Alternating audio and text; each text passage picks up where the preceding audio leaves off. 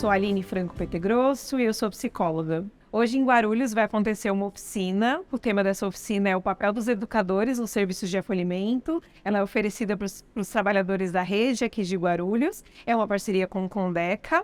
E no primeiro momento a gente vai ter 2 palestrantes falando um pouco sobre esse tema. E no segundo momento a gente vai ter uma experiência aqui, dividir em grupos e ter um período mais vivencial. Eu não sei se vocês conhecem o Instituto, mas o Instituto Fazendo História é uma organização da sociedade civil que está completando esse ano 18 anos e surge aí como uma iniciativa para apoiar crianças que estão e adolescentes que estão em situação de acolhimento. Então, para isso, tem 5 programas e um serviço de acolhimento familiar. Então, a primeira fala vai ser do Paulo Silva, que é educador social da Política do SUAS desde 2004, através de diversas organizações da sociedade civil, da cidade de São José dos Campos e atualmente em Campinas. Ele é coordenador cultural do projeto Poética Musical, cofundador do GEPS, que é o Grupo de Estudos e Práticas Permanentes em Educação Social, que ele vai falar mais hoje aqui nessa manhã. E, posteriormente, a Valéria Pássaro, que foi coordenadora da Casa de Expedições, Serviços de Acolhimento em São Paulo, construindo junto à equipe um projeto político-pedagógico criativo e transformador, apoiado em propostas de educação libertária e atualmente diretora executiva da Moradia Associação Civil. Então, muito obrigada, Valéria e Paulo, por terem topado e fiquem à vontade. Então, inicialmente, assim, peço licença para chegar, né? Acho que, inicialmente, do lugar de fala, pensei em fazer uma relação muito simplória, um pouco da minha trajetória, porque eu acredito que o tema, né, o convite para esse tema, quando a gente pensa o educador, né, nos serviços de acolhimento, né, a gente pode pensar várias possibilidades e processos. E aí, antes de mais nada, eu queria só dar uma sondada com o grupo que está aqui, né, um pouco do lugar da ocupação de vocês, até para eu entender um pouco com quem eu estou dialogando aqui na rede, tá bom? Então, assim, só para fazer um levantamento bem breve, educadores sociais que estão aqui, puder levantar a mão, só para eu... Legal, bacana. Psicólogos, assistentes sociais, tá. Coordenações... Legal. E aí a gente vai um pouco até para a discussão do tema, um pouco das nomenclaturas, né? Cuidadores, monitores, outras relações que também se considera a princípio. A gente vai... a ideia é, inclusive, fazer um pouco essa conversa, né? Mas só para entender, cuidadores, monitores, outras nomenclaturas para dentro do serviço estão aqui? Beleza. Então, acho que, antes de mais nada, a gente está com um grupo diverso aqui, né? Um grupo que, de alguma forma, vai trazer muita relação dialógica com esse encontro, porque os saberes, né, eles já nascem nesse encontro e na relação da atuação de vocês, cotidiana, né? Ligada a essa diversidade para dentro das equipes e dos serviços, né? Então, a importância da gente ter a multidisciplinaridade, a interdisciplinaridade para dentro dos processos de trabalho, entendendo que a gente só consegue avançar no âmbito da política pública, do atendimento das crianças e adolescentes, né, ou até outras fases etárias, numa concepção de que a gente faz junto e não sozinho as nossas ações cotidianas no âmbito da defesa, da proteção da criança e adolescente e de todas as outras pessoas. Eu vou tomar licença para colocar, até para a gente, talvez quem está mais no fundo não vai conseguir ver, mas durante o dia depois a gente pode circular. Que é um pouco para iniciar, e aí de alguma forma também me ajuda a direcionar aqui, um pouco desse lugar de fala que eu iniciei aqui um pouco trazendo, né? Eu tenho uma trajetória com a política do SUAS antes mesmo dela se tornar política, né? Então, antes de mais nada, eu sou fruto, né, aos 8 anos, da entrada do que a gente hoje denomina Serviço de Convivência e Fortalecimento de Vínculos. Então, aos 8 anos de idade, na cidade de São José dos Campos, eu dou início a um projeto que tinha lá na comunidade, que até hoje existe, né, uma fundação numa comunidade lá na região leste muito vulnerável, precária, né? Então, eu nasço nesse lugar, né? De uma composição de existir um serviço naquele território. E a partir dos 8 anos de idade, eu vou fazendo, me construindo, me constituindo, né? Um ser, né? Naquela fase criança, se desenvolvendo.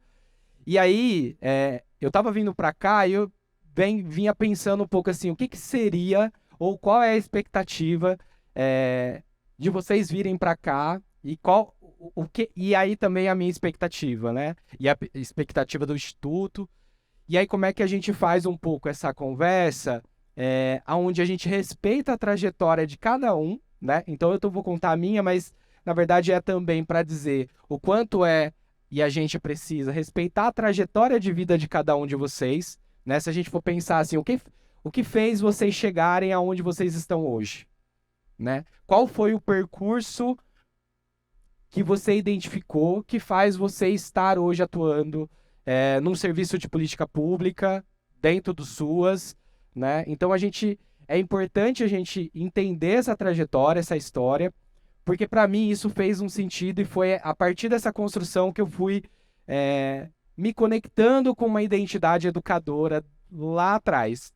E aí, hoje, eu sou educador social, eu ocupo um lugar da coordenação hoje de uma equipe, de um serviço especializado lá na cidade de Campinas, né? Então, até comentei com as meninas, eu sou dentro da rede de Campinas, do serviço de média complexidade, onde eu atuo lá nesse momento, o primeiro educador a ocupar um cargo de coordenação, né? E aí isso, podemos entender que é algo simples, mas é de uma dimensão que tem uma trajetória até chegar aí, né?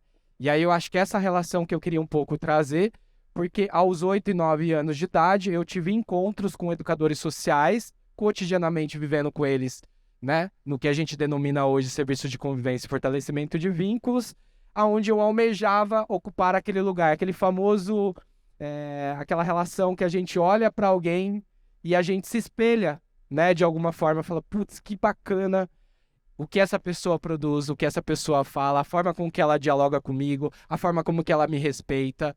Então, nesse lugar, eu já, ali na infância, na transição da pré-adolescência, eu já almejava esse lugar, né? E foi muito engraçado, eu fiz uma publicação na minha rede social, que eu ia vir aqui, né? E aí teve uma educadora lá daquela época que viu a mensagem e me escreveu, né? E aí, uma das educadoras de referência naquela época, quando eu era criança, assim, né? E aí o quanto, quanto tô feliz, que bacana, que bom que você tá nesse lugar, né? Então, são conexões e encontros que a gente vai se percebendo e às vezes a gente precisa voltar para entender os nossos significados, né?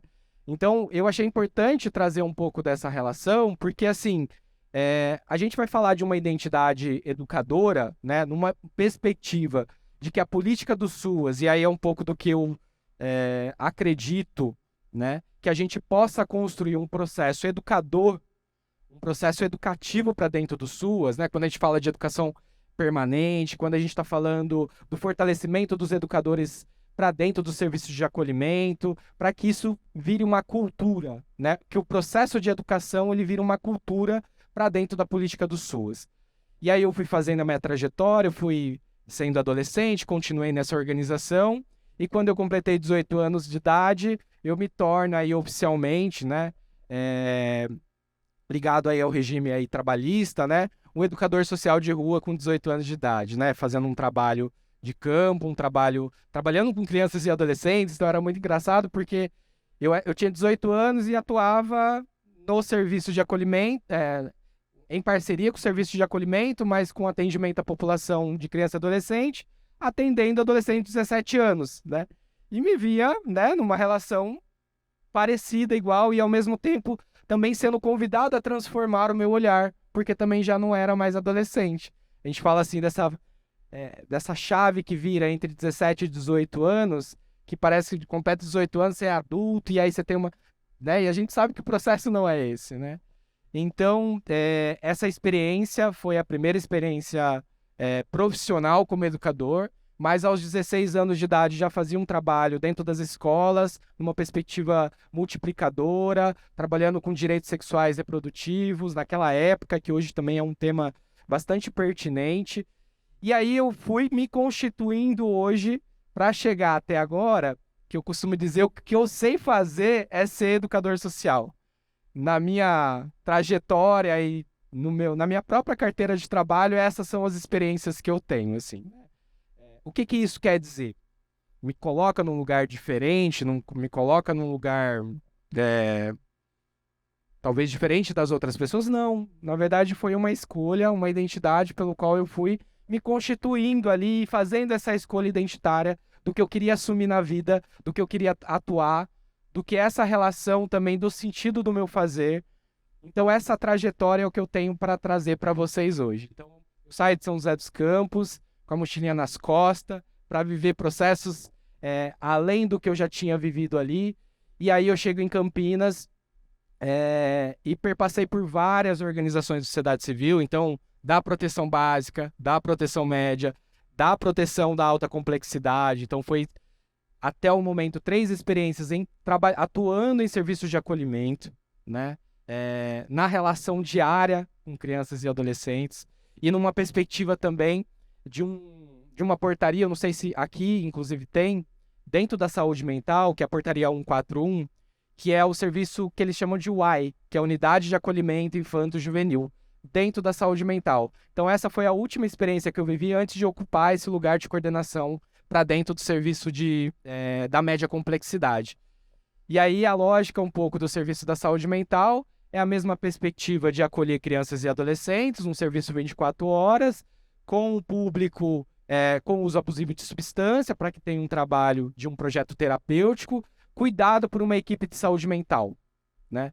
Que lá em Campinas esse era o desejo, que existisse um pouco essa dimensão desse serviço diante da cidade que vai crescendo, e a gente vai vendo essa necessidade. E eu faço essa experiência na cidade de Jundiaí, que hoje o serviço ele existe lá, né? E que pelo qual também é o lugar onde eu pude aprender com esses adolescentes, né? Numa dinâmica de que a gente, até na lógica atrás e agora, de que a gente só consegue construir os nossos processos de trabalho, a dimensão do que a gente faz, com as pessoas que a gente atende. Então, toda essa relação, todos os espaços que eu passei, todas as possibilidades e os erros e os desafios que foram ao longo da minha jornada profissional, eu só consegui achar soluções quando eu colocava a pessoa com quem eu me relaciono no atendimento para participar dessa construção, né? E aí eu acho que dentro dessa dimensão, a gente vai... Eu fiz umas anotações aqui para não esquecer, que a gente vai pensar um pouco tanto o processo para dentro as unidades de acolhimento, aí na minha perspectiva, 2 lugares que cotidianamente os educadores, os cuidadores, precisam levar em consideração dentro dessa relação. E numa perspectiva, né, do que eu vou trazer no âmbito da educação social, dos educadores sociais, dos cuidadores, numa relação horizontal do trabalho interdisciplinar para dentro das equipes. A gente sabe que o desafio, na prática, não é assim, né? Porque eu não estou falando só de Guarulhos, eu estou falando de experiências também lá em Campinas, dos desafios do lugar do educador social, do papel do educador social, da atuação direta desses educadores, cuidadores e todo mundo que a gente pode, às vezes das nomenclaturas que o próprio município eles vão adequando, e também muitas vezes de forma estratégica, e aí não dá para não dizer, né, por uma relação mesmo de uma faixa salarial menor, de uma condição de trabalho reduzida, né? Então, acho que essa relação eu fui vendo, e aí faço uma relação de discussão isso para dentro da política pública lá de Campinas, né?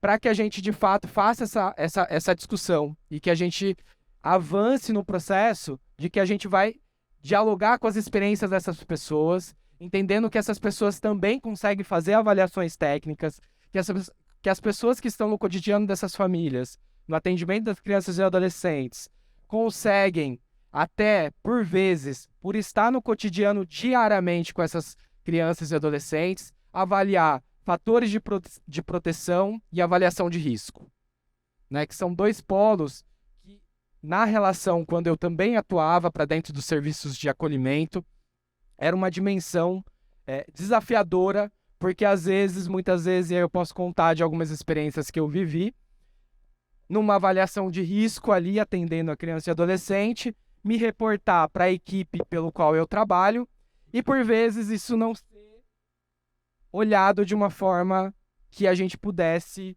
perceber aquela relação e a partir da avaliação daquele educador, daquele cuidador, daquelas pessoas que estavam na relação direta, pudesse ser olhado para pensar as estratégias de cuidado e de proteção daquelas crianças e adolescentes naquele momento. Então, a gente está falando de um lugar onde a gente quer chegar, mas a gente sabe da realidade, muitas vezes, do que a gente também vai fazendo esse percurso para dentro dos processos de atuação cotidiana, né? Eu tenho uma relação do planejamento, então, assim, eu fui pensando um pouco a apresentação, um pouco desse cuidado do que a gente poderia trabalhar aqui, mas eu também tenho uma dimensão que eu acho que essa é uma característica do educador social, de sentir um pouco esse movimento do espaço e de coisas que a gente também, de forma espontânea, vai se colocando, né? E a gente vai aprendendo junto com esses processos. Esse grupo de estudos, pelo qual hoje eu estou também aqui ocupando, né? Então eu não estou vindo como um serviço de cuidador, como coordenador de um serviço da média complexidade, pela instituição que eu organizo. Eu estou ligado a esse grupo de estudos e práticas permanentes em educação social, né? Esse grupo, ele nasce em 2016 por educadores sociais, lá na cidade de Campinas, porque a gente identificava que não estava acontecendo, né, nem pelo movimento da política pública e nem por uma organização da sociedade civil, processo formativo para esses educadores. E aí eu vou usar, para não ficar falando todas as nomenclaturas, eu parto do lugar... Inclusive, eu acho que quando a gente pensa no tema, né, a gente fala educador, a gente não está falando educador social, a gente não está falando de cuidador, numa perspectiva de que a gente vai entender, e aí eu vou ampliar um pouquinho esse olhar, porque eu acho que tem falas que a gente precisa dizer e a gente precisa refletir com os educadores, e existe os educadores, cuidadores, o pessoal que estão na ponta, mas ao mesmo tempo, numa perspectiva de entender que todos nós trabalhamos numa perspectiva educadora para dentro dos nossos trabalhos, para o nosso exercício profissional. Comentei com as meninas que, apesar de ser, né, o nosso colonizador, né, a relação europeia, Portugal tem uma experiência que eu acho muito significativa, que é uma perspectiva muito interessante da gente olhar, que é o seguinte, a perspectiva da educação para dentro de Portugal, ela sobressai ao nível de formação que você escolhe fazer. Então, assim, eu quero atuar eu quero ser psicólogo, eu vou fazer uma formação da psicologia, mas ao mesmo tempo, essa formação da psicologia, ela abarca uma coisa mais ampliada, que você vai usar a psicologia para um processo mais amplo de educação.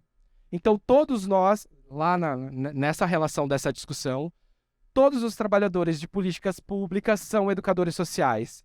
E aí depois é a formação técnica de cada profissional que vai atuando. Por que eu acho interessante isso? Porque, de fato, nessa linha da atuação com criança e adolescente, com a política pública, todos nós podemos e devemos desenvolver ações educativas. Quando a gente está atendendo aquela pessoa, a gente está sendo educador.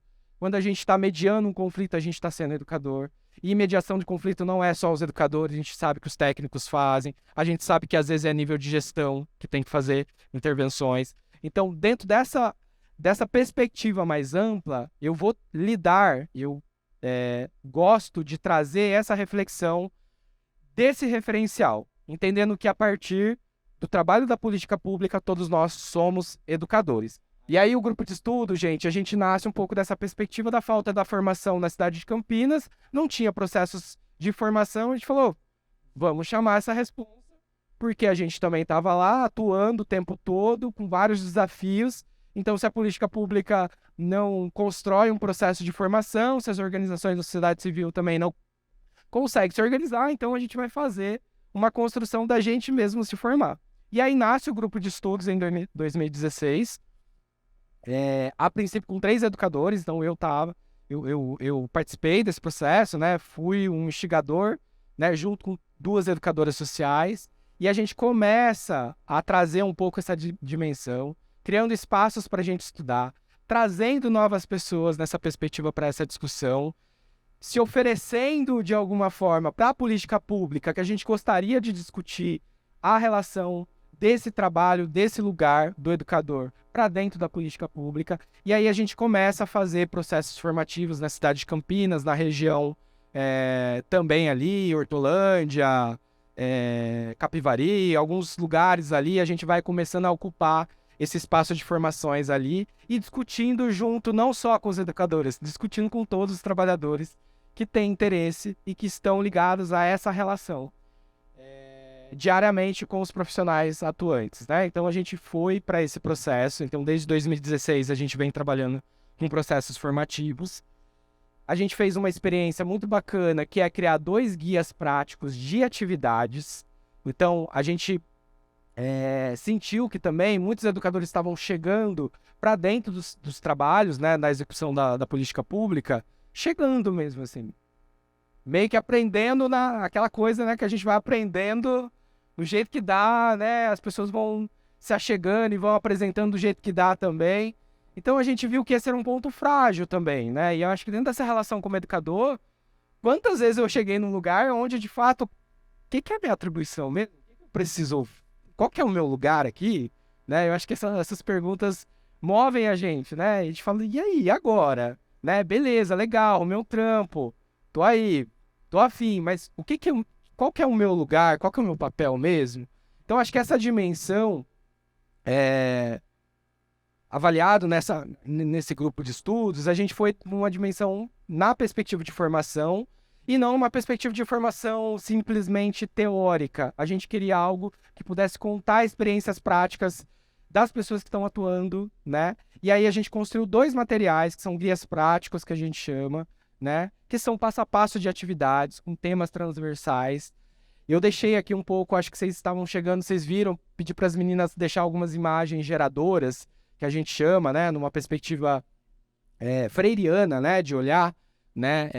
Essa relação, inclusive da palavra geradora, que eu acho muito interessante para os nossos processos de trabalho, que é a partir da leitura de mundo do que a gente vê nas imagens que de alguma forma a gente pode usar. Essa é uma técnica, uma prática muito que eu utilizo como ferramenta, né? E que de alguma forma trouxe aqui também para a gente poder de alguma forma aí se relacionando com ela. Então, como inclusive o convite é uma oficina, né? Eu pensei, putz, para não ficar uma coisa só de eu ficar falando ou enfim, aquelas coisas que a gente só vai lá para ouvir, né? Eu acho que é um movimento ao contrário, né? A perspectiva da educação popular é a construção coletiva, é a possibilidade do diálogo, e aí já deixo, inclusive, aberto para vocês também, de alguma forma, a gente ir trocando nesse pouco tempo que a gente tem aqui, e os demais me coloca à disposição também depois para a gente poder trocar, mas que é uma perspectiva de que a gente vai pensar a praxis, né? Da ação, reflexão, ação. Então não dá para a gente ficar num processo de que a gente vai entender que a nossa dimensão só está no campo teórico ou só está no campo do fazer. Essa relação ela é dialógica. Essa relação ela precisa acontecer e possivelmente acontece com vocês dentro dos processos de trabalho, né? Como que eu uso um recurso de fazer uma atividade, uma dinâmica no serviço de acolhimento onde o pau tá torando lá, né? As experiências que a gente vive, né, com crianças e adolescentes, conflitos, situações entre eles, situações deles com a gente com eles. Como é que a gente para pensar uma atividade prática? Como é que a gente para organizar isso, né? Muito difícil da gente imaginar essa dimensão. E aí, quando eu chego nessa unidade de acolhimento infanto juvenil na perspectiva da saúde mental, eu chego um caos. Acho que essa experiência a gente pode dizer assim, um caos, né? Então, pensa, um serviço de saúde mental, atendendo crianças e adolescentes com o abuso de substância, né? Com o uso de substância, fazendo uma interface com o CAPS e J, numa relação de serviço 24 horas, com um projeto terapêutico, com adolescentes de várias experiências, tudo ali junto, né? E aí, o primeiro olhar que eu vou fazendo para a equipe, chegando, e aí chegando a gente também não dá para chegar com tudo, né? A gente vai chegando aos pouquinhos, né? A gente vai dando ideia, a gente vai, né? E aí chegou um momento que eu falei, a casa, a estrutura da casa, tô dizendo assim, né? Uma casa muito bonita, muito bem organizada, um processo de cozinha onde eles mesmos faziam a comida deles, tem um processo do cuidado em liberdade que a saúde mental traz bastante para essa relação, que eu acho que é um grande desafio, por exemplo, a política da assistência social, pensar a relação do cuidado em liberdade das crianças e adolescentes, né? E para a saúde mental também é um grande desafio, mas eu acho que eles fazem essas experiências, eles se jogam nisso, né? E aí, nesse caminho, eu fui colocando um pouco essa perspectiva da casa educadora, né? E aí, o que é essa casa educadora? Como é que a gente pensa uma casa, né, com os adolescentes ali numa perspectiva educadora? E aí, o que a gente foi fazendo essa experiência? Eu fui utilizando um pouco desses recursos que eu acabei de mostrar para vocês, imagens geradoras, frases geradoras. Então, assim, na prática, eu pegava o espaço de convivência onde eles estavam, onde eles mais gostavam da casa, e cada dia eu colocava uma informação ali, uma intervenção, né, naquele espaço, e deixava lá. E deixava eles olharem, observarem. Tinha adolescentes que não sabiam ler, né, então esse era um desafio. Então a imagem geradora, por exemplo, trabalha numa perspectiva que vai respeitar essa leitura de mundo. Não necessariamente a pessoa precisa saber ler, né? E aí eu fui me mexendo um pouco com essa dimensão. Então eu ia lá, colocava uma frase do Sérgio Vaz, por exemplo, vida louca é quem estuda, né? Que é uma... Acho que Sérgio Vaz, algumas pessoas provavelmente conhecem, né? Um poeta aí que também curto muito. E aí eu deixava, ficava lá, e depois de um tempo, os adolescentes, né, chegavam pra gente lá na salinha que a gente tinha na equipe. O que é isso aí que vocês estão colocando aí toda hora, ocupando o nosso espaço lá de convivência? E eles começaram a se incomodar com essa relação. Muitos deles não estavam no universo da educação formal. Era um rolê, era outras questões que eles estavam enfrentando. E aí o objetivo também, né, do meu papel ali estava como educador social, mas ao mesmo tempo como pedagogo, tendo que fazer intervenção com essa relação com a escola, junto com eles e tudo mais. E aí começou a provocar neles um incômodo que, na hora que esse incômodo veio, eu falei, consegui fazer esse espaço de incomodar eles de alguma forma, com uma frase, né, pensando nesse termo, né, vida louca quem estuda, que aproxima eles, né, e aí eles começam a fazer, a partir do incômodo, a gente começa a gerar um diálogo, e aí a gente começa a fazer algumas trocas sobre o processo de educação, né, porque aí a gente vai falando, né, a frase mesmo, ela vai fazendo uma conexão, né, entre estar fora da casa, da escola, por exemplo, independente, a gente sabe dos desafios da escola e tudo mais, mas é uma dimensão de também fatores de proteção. A gente sabe que a importância é que, apesar dos desafios das escolas, estar na escola é um fator de proteção, né? E aí essa relação foi fazendo com que a gente avançasse na discussão deles serem inseridos na escola, a partir de uma frase. E aí a gente tinha lá, se eu não me engano, cerca de 9 adolescentes morando com a gente. Tinha uma que estudava, então 7 estava ali, né? Vivendo outras experiências. E a gente consegue incluir 2 na escola a partir da discussão dessa frase, do incômodo deles. Por que eu estou trazendo isso, gente? Porque eu entendo que muito dessa relação do que a gente tem na atuação, ela não está no macro geral das coisas. A gente não precisa ter uma dimensão... Estou pensando assim, os educadores, todos nós. A dimensão da política pública é um olhar que a gente precisa ter. A gente precisa ter essa atenção, a gente precisa conhecer a política pública, a gente precisa saber qual é a nossa atribuição, qual é o nosso papel e tudo mais. Na relação com o outro, a quem a gente está ali para atender, para acolher, na minha perspectiva da experiência, está nos detalhes a intervenção que a gente vai fazer. Muito das coisas que a gente consegue avançar, ela está no âmbito dos detalhes das relações que a gente tem com as pessoas ali, né? Então, da gente pensar assim, então eu vou discutir com a escola, porque eu vou fazer uma relação de parceria, eu vou trazer a escola aqui para falar. E às vezes a relação cara, vamos trocar ideia sobre isso? vamos pensar, e tudo bem, você não tá afim e tal, mas vamos falar sobre isso? E aí, nesse processo, a gente vai dialogando. Então, assim, a gente não deve deixar de trabalhar questões que a gente também, dentro da nossa leitura, a gente acredita que é importante.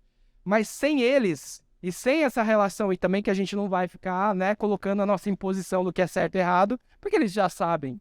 Eles sabem o que é. Eles sabem o que eles querem, né? Então, essa perspectiva do diálogo, dessa relação dialógica, que vai permitir com que a gente aprenda com eles, e inclusive entender por que eles não querem ir na escola. Então, tem uma adolescente que foi trazendo para mim experiências muito difíceis na escola. E quando eu olho para aquilo que ele está contando, eu vou olhar para essa experiência e falar, gente, eu não vou trabalhar nessa perspectiva nesse momento, porque o que ele traz faz muito sentido e conecta com esse lugar de distanciamento da escola, por exemplo. Então, acho que é um pouco dessa relação que a gente precisa perceber, né? E, de alguma forma, ir conectando com essas relações. Primeiro processo formativo do grupo de estudos, né? A gente foi fazendo um processo muito bacana, deu em torno de 15 encontros, que gerou esse material aqui, gente. Esse guia prático de atividades. Então, a gente fez um processo formativo com os educadores e a gente construiu esse material.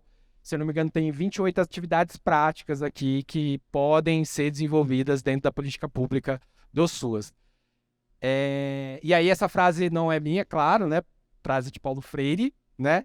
Mas que eu acho que é muito significativa porque é exatamente do que eu venho trazendo, das imagens geradoras, das palavras geradoras, das frases geradoras, dos vídeos geradores, que são curtas, por exemplo, que são estratégias do cotidiano que a gente pode usar como ferramenta para se relacionar com as pessoas. Então, antes da leitura da palavra, o que a gente tem para ler é o mundo. Quando a gente entende dessa dimensão, a gente olha para isso, a gente vai olhar o mundo da criança e adolescente que está ali, né? E a gente vai perceber que e aí eu acho que tem muitas experiências de adolescentes me ensinaram muito. E os adolescentes que tinham dificuldade de escrever ou que não sabiam ler, foram talvez esses adolescentes que mais me ensinou a ser educador. E aí tem essa diferença, gente, trazer essa relação que eu acho que é importante trazer. Essa relação entre ser e estar, né? Então, assim, essa relação de ser e estar, ela conversa muito com uma dimensão de que cabe os dois? Cabe, né? Então, às vezes, a gente está educador. A gente está num espaço. E, por hora, ok, desde que a gente entenda isso. E desde que a gente entenda também que quando a gente também não está legal, a gente revisite os nossos projetos, o que a gente quer dentro da dimensão, porque o trabalho dentro da política pública precisa continuar. Quando a gente relaciona com aquilo que a gente é, e quando a gente fala assim, do que é ser educador social, do que é ser psicólogo, do que é ser assistente social, a dimensão muda, a dimensão é diferente. Porque você pode até não ocupar aquele espaço, aquela organização, aquela relação com aquela equipe, mas você vai buscar outros espaços que têm a ver com a política e você vai ocupar o seu lugar como psicólogo, como assistente social, educadores sociais, e vai almejar estar dentro da política pública. Então, essa diferença, eu acho que é importante a gente estar atento. Será que a gente é ou será que a gente está? Será que as duas coisas conversam, né? E eu acho que dentro dessa dimensão pode conversar, né? Mas que são caminhos que a gente precisa estar atento. Por quê? A política pública do SUAS vai precisar de pessoas que sejam e que possam estar aqui, mas que estejam um compromisso inteiro, né, de uma relação do que a gente tem para fazer. Porque o desafio é grande, né, gente? A gente está falando, né, e aí a gente sabe da sócia histórica, né, a sócia história atual, a nossa trajetória, a nossa constituição, né, no sentido do desenvolvimento do país, né? Então são questões que a gente sabe que não dá para estar, às vezes, metade no lugar, apesar que tem dias que a gente não quer ir trabalhar, né, gente? Eu sinto muito, e eu acho que essa relação, e aí eu acho que a gente também ser verdadeiro com esse processo. Tem dias que a gente tá um caco, né? Os educadores aí, eu acho que conseguem dizer também, né? Eu acho que todos os trabalhadores, mas assim, tem dia que a gente acorda e fala, sério mesmo que eu tenho que ir, né? Então eu acho que a gente poder ser verdadeiro com os nossos processos, e às vezes a gente fala, putz, tá, beleza, vamos lá, né? Vai de novo lá. E aí a gente vai, e aí às vezes a gente vai falando, não, hoje o dia foi melhor, nossa, que bacana. Mas tem aquela sensação de quando a gente volta do trabalho realizado? Eu acho que vocês também já, né, possivelmente sentem isso. Putz, hoje foi da hora. Hoje foi de extrema relevância o que eu fiz, foi de extrema relevância o que eu ouvi, né? Então, assim, a gente vai circular dentro dessa dimensão porque a gente é humano. E quando a gente está falando de trabalhadores sociais, essa relação entre o ser e estar, ela pode circular, né? E a gente deve ficar atento a essa dimensão. Mas entendendo que nós também, né? Assim como nós temos as nossas redes de apoio, a gente tem as nossas fragilidades, a gente tem as nossas potencialidades, as pessoas que a gente atende também é a mesma dimensão, né? Também tem as potencialidades, as fragilidades, às vezes eles vão acordar também, não quer nem saber da gente, né? Não é isso? Quer... Tchau. Agora não, né? Bem não. Então, assim, é isso. A gente está falando de humanidade, a gente está falando de uma relação que é cotidiana. A gente fala, trazer um exemplo bem, né, sucinto, na família da gente, né, que a gente tem uma relação, né, às vezes a gente vai falar umas coisas que não é desconfortável, que coloca desconforto, né, e aí claro, eu acho que esse cuidado, né, gente, eu acho que é muito importante dizer, a nossa relação de trabalho, apesar, aí é na minha leitura, né, de que a relação pessoal e profissional, ela se mistura, e ela pode se misturar, a gente deve estar atento, porque dentro da relação da política pública, e aí eu não sei, tem mãe social aqui? Alguma mãe social? Eu acho que é uma relação, talvez, de um exemplo, inclusive da nomenclatura, de como que a gente olha para essas observações, não tem, né? Mas vou lhe dar um pouco do exemplo. A nossa relação de trabalho, apesar de, às vezes, a criança e o adolescente confundir, às vezes, a relação, quantas vezes a criança e o adolescente coloca a gente num lugar, né? Como mãe, como pai, como irmão, como amigo. Nossa, eu vivia isso cotidianamente. Eles, eles, dentro da política pública, eles têm, inclusive, esse direito de poder construir aquilo que eles dão conta de fazer. Né? Então, a gente não deve ficar assustado de falar assim, nossa, ele está viajando na maionese. Ele deve, dentro da política pública, a gente que é trabalhador, a gente vai entender que, às vezes, a construção é essa. Mas nós não podemos confundir esse papel. Nós, trabalhadores, não podemos nos colocar dentro dessa dimensão da relação familiar, né? E eu sei dos desafios e quantas vezes a gente é convidado a isso. Mas essa relação a gente precisa ter clareza do que a gente faz. E aí eu acho que quando a gente tem essa relação, né, dividida, e apesar do pessoal e o profissional se misturar nos sentimentos, a gente deve estar atento a essa relação. Então, mesmo que eles tragam, aí a relação, muitas vezes, trabalhando com criança e adolescente, somos nós trabalhadores sociais, adultos, que às vezes vão se relacionar com isso. E aí, como que a gente vai fazer isso é o grande desafio também, porque não adianta falar, eu não sou sua mãe, eu não sou, né? Eu acho que a gente vai construindo uma relação que vai permitir ele deslocar esse lugar de compreensão do que a gente é. Quantas vezes a gente já teve adolescentes que se apaixonam pelas técnicas, pelos educadores, né? A gente sabe dessa relação que existe, né? Agora, como que a gente vai se relacionar com isso, que eu acho que é a grande diferença.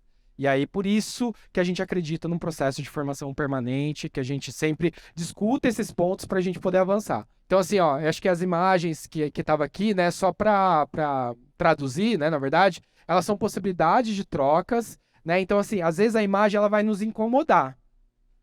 Putz, nossa, essa imagem é meio forte, né? Ou a gente olha e fala, nossa, putz, nunca tinha pensado nisso. Então, essa relação das imagens geradoras eu gosto muito no trabalho, porque, e aí eu tô ligando que também aqui é uma oficina, né? Então eu preciso fazer algo, eu fui pensando algo que pudesse também trazer para vocês possibilidade de como vocês olharem, né? Não tem, quando a gente traz uma imagem geradora, não tem certo e errado, né? A gente se incomoda, a gente concorda, a gente não concorda, a gente acha, a gente vai ouvir a leitura do outro, a gente vai construir uma leitura individual, a gente vai construir uma leitura coletiva. Então, dentro dessa dimensão, o que é importante dialogar sobre? Abrir um campo de espaço para a gente poder conversar sobre.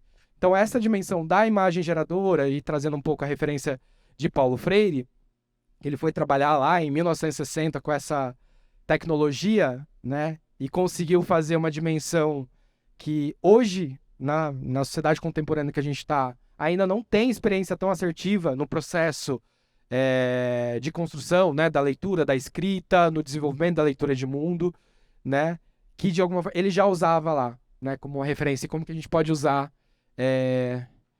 nesse momento, né? Pode passar ali? Tá. Aí aqui, gente, eu acho que eu vou fechar aqui, na verdade, até por conta do tempo, que dentro dessa experiência, hoje atuando, né, em vários espaços da política, dentro das orientações da NOB RH, da tipificação dos serviços, da questão da construção do SUAS, é um pouco da linha. Não quer dizer que aqui, gente, se encerra aqui a dimensão da atuação, tá? Ela, inclusive, convido vocês a ir além desse lugar do que eu trouxe aqui. Então, o que eu vou trazer para vocês é uma dimensão para a gente começar a conversa de como que a gente deve observar a relação desse educador, dessa educadora, para dentro dos processos do trabalho cotidiano, para dentro do SUAS. Então, quando a gente vai olhar assim, a atuação do educador social, ou da educadora social, ou das nomenclaturas que for, mas entendendo como educadores, esses princípios. Lugar de referência. Eu acho que, assim, é inegável que a relação dos educadores sociais, dentro da dimensão, inclusive, da carga horária desse trabalhador, de como que é essa relação, por exemplo, um serviço de 24 horas são geridas, né? A relação do contato direto,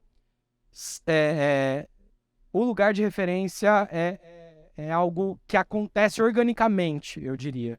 Não tem como fazer uma relação de dizer, muitas vezes, que esse lugar de referência, né, talvez para dentro dos serviços de acolhimento, é a pessoa que está no cotidiano, é a pessoa que está no dia, é a pessoa que vai dizer não, é a pessoa que vai dizer sim, é a pessoa que vai abrir a porta, é a pessoa que vai acolher, é a pessoa que vai... Enfim, essa relação de lugar de referência, né? Então, colocar isso para dentro das coordenações de serviço de acolhimento, das equipes técnicas, valorizar esse lugar faz com que os educadores e educadoras se reconheçam no lugar do que eles estão ali para fazer, né? Então, isso é fundamental que a gente olhe para isso. Metodologias geradoras, né, individuais e coletivas. A gente é convidado a também ser esse manejo entre atuar ali individualmente, mas pensar também coletivamente, né? Então, é aquela coisa do pensar global e agir local, né? Então, o educador ele é convidado a pensar como que eu vou trabalhar esse desafio com aquilo que está acontecendo naquele momento a partir de uma estratégia metodológica, a partir de uma possibilidade ali de construção e de não ir numa relação só caseira, né? Que às vezes a gente também passa por isso. Muitas vezes nas nossas intervenções, né? Se a gente não refletir, a gente acaba fazendo de uma forma mais caseira. E aí acaba também trazendo outras fragilidades. Então, como é que a gente também, de alguma forma, dentro da metodologia, a gente é convidado a se revisitar o tempo todo como que a gente vai fazer o nosso trabalho a partir usando tecnologias dinâmicas, atividades. Esse movimento tem esse convite. A identidade profissional, a gente fala da identidade profissional, tá ligado a essa relação de que quando eu falo, chega numa apresentação, numa roda, a gente fala assim, eu sou educador. Quando alguém chega e fala, eu sou, você vai entender um pouco a lógica dessa identidade. Fala, eu estou educador. Ou, eu sou cuidador, mas eu me reconheço como educador.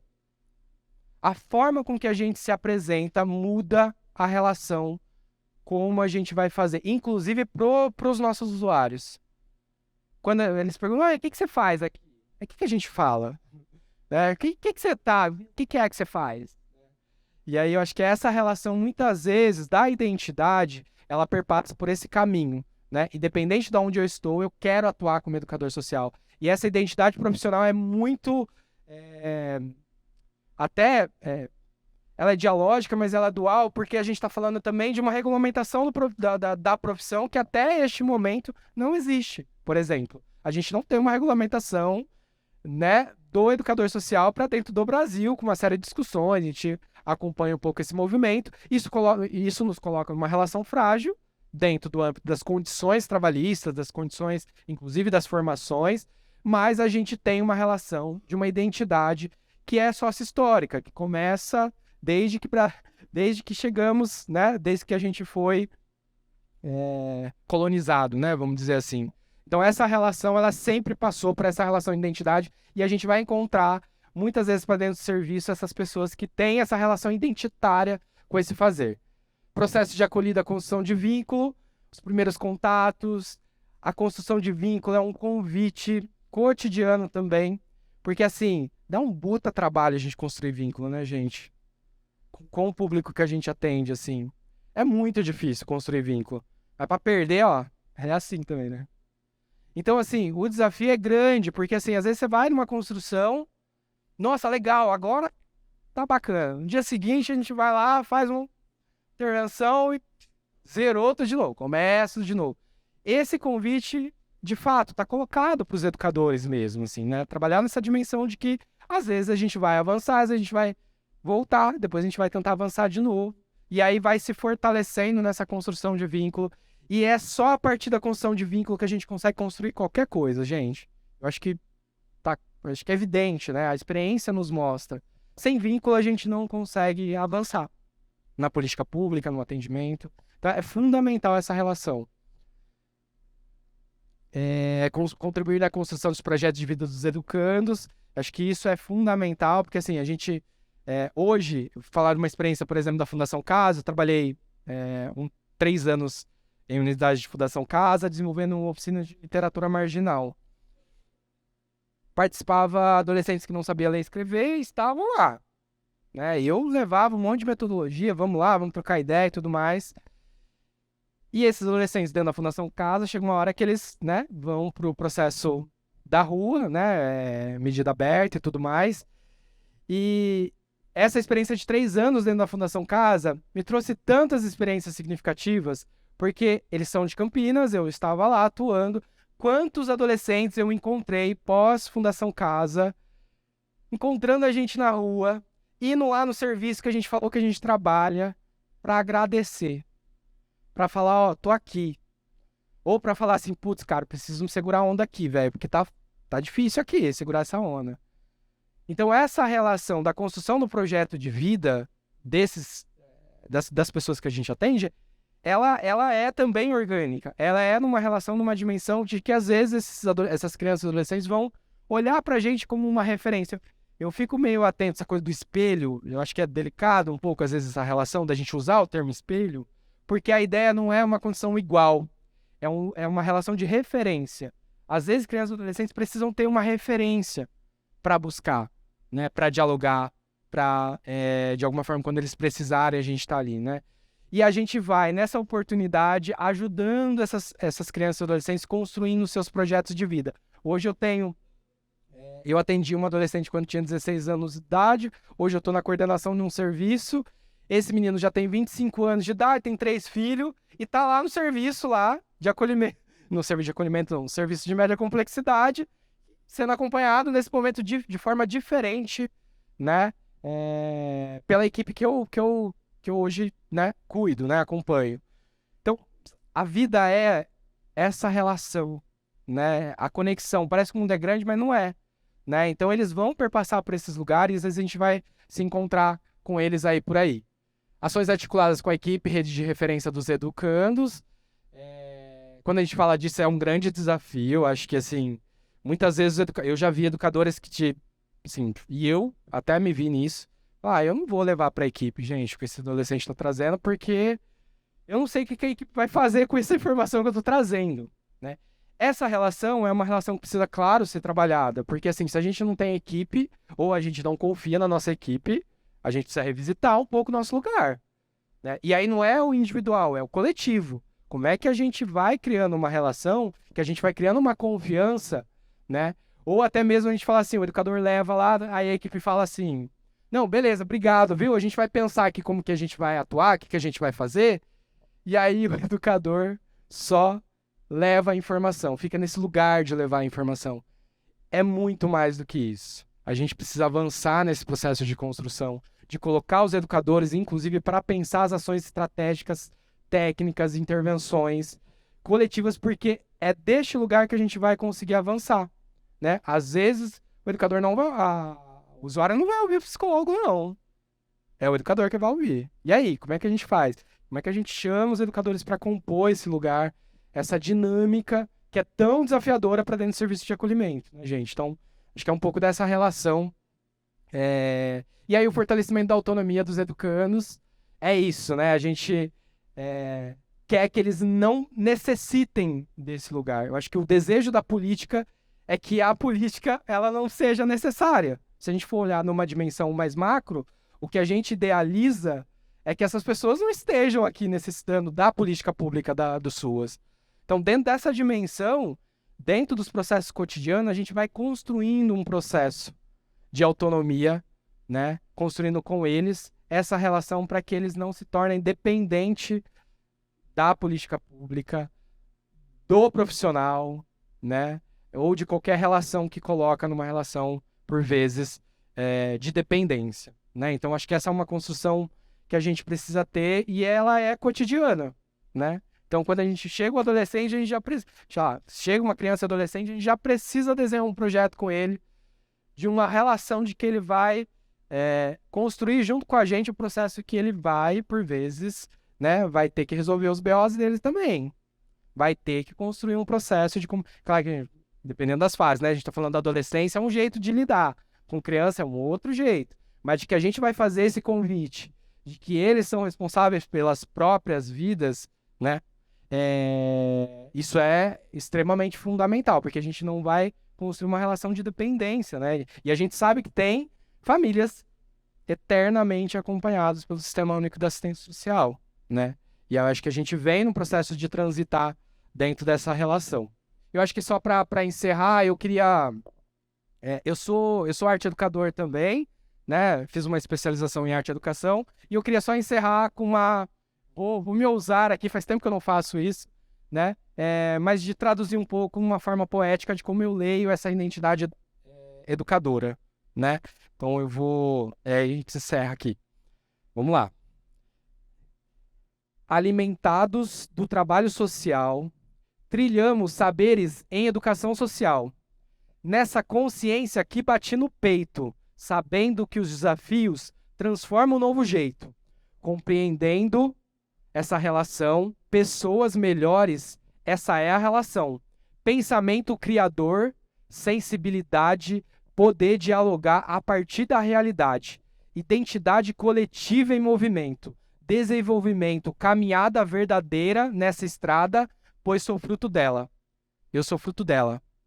Para que outros cheguem, continuando, sempre de nós a transformação, em novas leituras de mundo, nossa alimentação, pensamento criador, sensibilidade, poder dialogar a partir da realidade, identidade coletiva em movimento, desenvolvimento, caminhada verdadeira nessa estrada, pois sou fruto dela.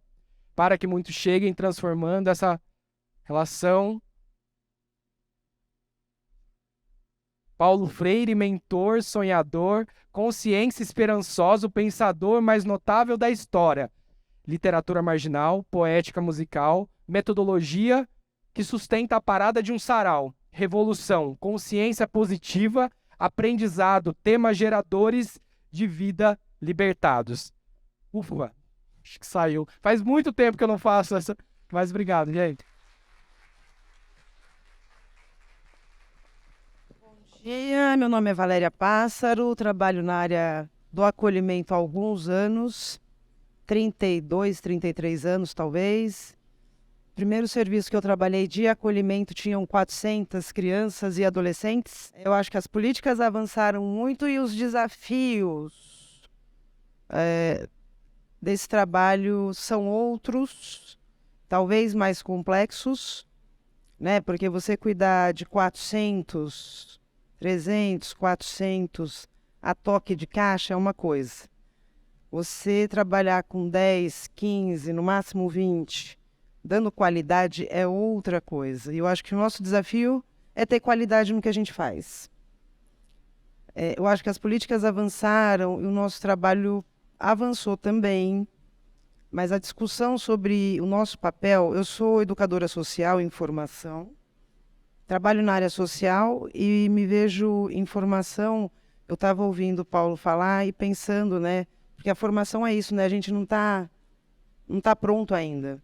Então eu estava ouvindo ele, anotando um tanto de coisa. Eu preparei um tanto de coisa para falar, ouvindo ele já. Porque o nosso papel é da reflexão, é da ação, mas é também muito da reflexão do nosso fazer. E quando eu falo do educador social e me colocando nesse lugar, eu entendo que somos todos educadores sociais.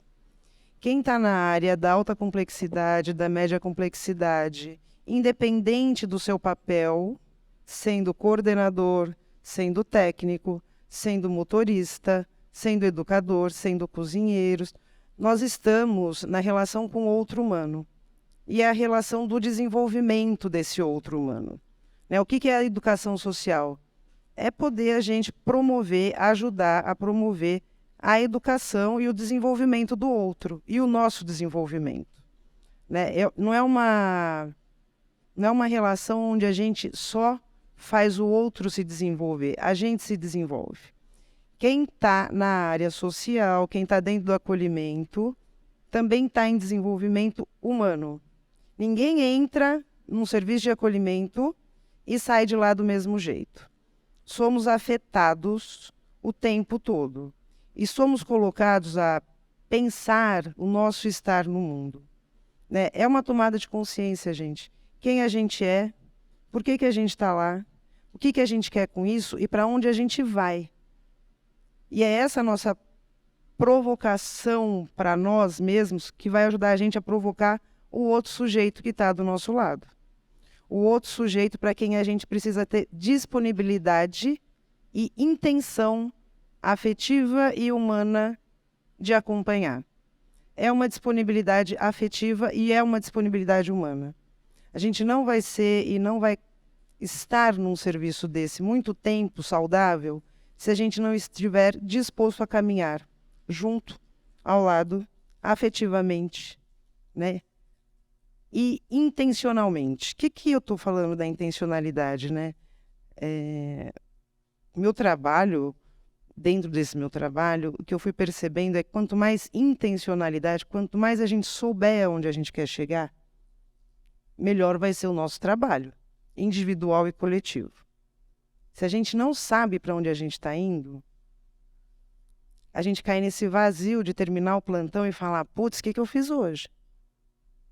A gente precisa de uma intencionalidade. E o que traz a intencionalidade é uma tomada de consciência do que a gente está fazendo aqui, para que a gente veio aqui hoje. E a mesma intencionalidade que o menino começa a perceber que ele precisa ter para a vida dele. Porque a gente vai ter meninos que não querem acordar, acorda e fala, mas o que eu vou fazer hoje? Qual que é o sentido de eu acordar? Qual que é o sentido de eu fazer isso? Qual que é o sentido de eu ir para a escola? Mas a gente também, muitas vezes, está na vida meio sem sentido. A gente acorda, vai trabalhar, toma um café, reclama do coordenador, faz uma fofoca ali com a cozinheira, reclama de 2 meninos, atende mal a família, lá, passa o plantão, vai embora, espera o salário cair. A vida assim fica muito chata e muito ruim. Então eu fico pensando sempre qual o sentido da gente estar ali, para que e por que a gente está fazendo esse trabalho e qual que são os nossos dispositivos. Eu estou pensando aqui, falando sobre PPP, Projeto Político Pedagógico. Se o serviço, a gente fica falando de metodologia, se o serviço não tiver um projeto político pedagógico para alinhar todos os trabalhadores, toda a equipe, fica muito difícil alinhar um trabalho. Porque é dentro do projeto político pedagógico que a gente vai ter o alinhamento dos papéis e a função das pessoas e como essas pessoas se encontram coletivamente e individualmente. Dá para entender? Dá? Dentro do PPP vai estar pensado a nossa filosofia. Quando o Paulo falou de somos referências para esses meninos, coitado desses meninos e meninas. Ter 22 referências diferentes todo dia enchendo o saco deles. Não, gente, vamos combinar, né? São 20, que bom que são pessoas diferentes, mas imagina, 22 referências diferentes o tempo todo, enchendo o saco, cada plantão é de um jeito, porque é isso, né? Ah, o plantão da tia tal é assim, o plantão da tia tal não sei o quê. Ah, o plantão não sei o quê, não sei o quê. Ah, o plantão... Eles já sabem, já esperam. Eles têm uma metodologia, eles têm dispositivos. E a gente vai de duplinha em duplinha tentando fazer um plantão tranquilo. Eles estão ganhando. Entre aspas, né? Porque a gente está perdendo tempo em não ajudá-los e nem a nos ajudar no desenvolvimento desse coletivo. Quem é o coletivo? Nós, os meninos, as famílias, os vizinhos, a rede. É um desenvolvimento em processo constante e com várias pessoas participando, né? Precisa do PPP, precisa ter uma filosofia aqui que eu quero com esse serviço, para onde eu vou com esse serviço. Não adianta seguir só o protocolo do que está escrito lá quando a gente assina termo de convênio. O termo de convênio está lá, tem que dar comida 5 vezes por dia, tem que, sei lá, pôr na escola, tem que ter 20 profissionais. É muito pouco. Dar comida 5 vezes por dia, qualquer lugar pode dar. Agora, como é que vocês estão dando comida? Qual que é a qualidade, não só do que está sendo servido, mas da relação com essa comida, da relação com a hora do coletivo, do comer. Que relação que a gente faz com as coisas? Qual a filosofia que a gente está colocando nisso? Qual é a importância de eu acordar um menino de um jeito ou de outro? Né? Então, se vocês não tiverem estabelecido coletivamente qual é o projeto pedagógico que vocês querem, é difícil manter um serviço que eu acho bonito. Eu tenho umas coisas que eu acho bonitinha. Vamos desenvolver a autonomia dos meninos. Os educadores não têm autonomia. Vamos desenvolver... Sei lá, tem umas coisas que eu caio de... Mas, enfim, o projeto político-pedagógico precisa estar previsto como é que se desenvolve a autonomia de todos. Vamos desenvolver trabalhos com famílias. Tá bom, a família pode vir visitar de sábado e domingo das 2 às 3, não veio, não vem mais. Isso é trabalho com família? Gente, eu quero provocar aqui a gente pensar que o nosso trabalho ele é muito mais do que um trabalho mecânico. Ele não é um trabalho mecânico, ele não pode ser. Ele é um trabalho que vem sendo burocratizado ao longo do tempo. Eu acho que o sistema SUS e SUAS melhorou muito, né? As políticas públicas melhoraram muito e, paralelo a isso, elas foram sendo burocratizadas. Quem é coordenador técnico de serviço sabe a quantidade de planilha que se tem para responder.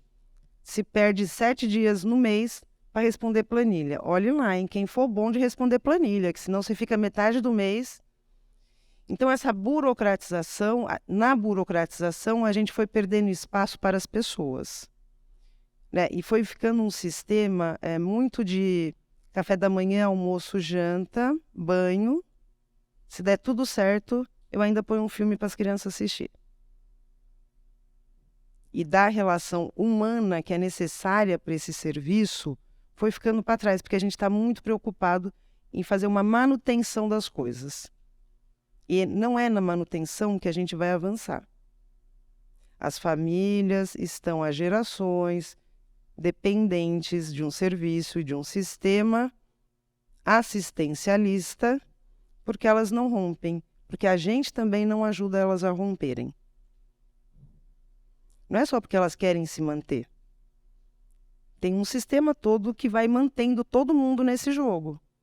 E o jeito que a gente funciona, burocraticamente, ou fazendo café da manhã, almoço e janta, é um modelo de manter todo mundo no seu lugar. E, inclusive, o educador estafado e sendo afastado com questões de saúde mental. Né? Eu estou querendo dizer que a vida ela é muito mais dinâmica. Ela também quando a gente é afetado por esses meninos e por essas famílias, às vezes a gente quer se retirar. Às vezes a gente não sai do serviço, mas a gente se retira desse encontro com o outro. Então a gente começa a ter um distanciamento com as pessoas, com esses meninos, porque esses meninos provocam na gente para além de amor, carinho, vontade, blá, blá, blá, eles provocam raiva, eles provocam ódio. As famílias a gente quer pegar pelos pescoços, né? Não, gente. E se a gente não trata e não fala disso, não há serviço e nem profissional que fique saudável, em pé, constante e em desenvolvimento. A gente para de se desenvolver e o menino também vai parar. Tem uma coisa que eu gosto muito que se chama o ambiente, né? Os meninos são o que a gente troca com eles, o que a gente oferece para eles, e a gente é o que a gente... Nosso trabalho é um tanto, né? O que a gente oferece para esse ambiente do acolhimento, que precisa ser um ambiente educador. Todo o ambiente ele precisa ser educador. E não é porque vai ter mais jogos, porque vai ter horário de fazer lição de casa. Ele é educador no clima que se coloca e na proposta humana que se coloca nas relações ali dentro. É isso que vai ser educador e transformador para a vida de todo mundo. A gente precisa pensar o acolhimento como um processo e um lugar que precisa ter um ambiente educativo para todos. E é uma constância, né? Não adianta a gente fazer uma semana, ai, não deu certo, ai, vamos, não, então chega, ai, não deu certo, e já fizemos, e não. É preciso criar processos, e processo não burocrático, né?